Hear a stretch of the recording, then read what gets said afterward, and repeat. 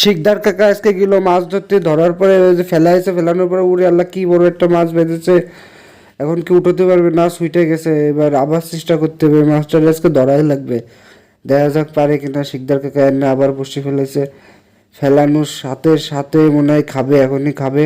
খা খা খা, ওরে আল্লাহ খাইয়ে ফেল তাড়াতাড়ি খা। হ্যাঁ খাইয়েছে রে, খাচ্ছেন না, দাঁড়া এবার খাবে না।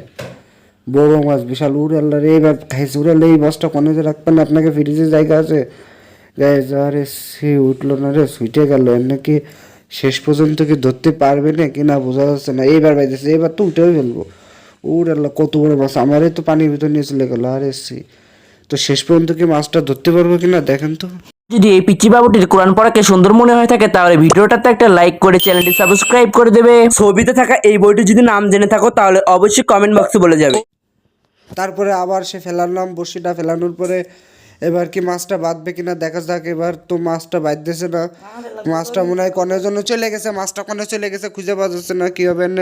যা সাবস্ক্রাইব করে দিন।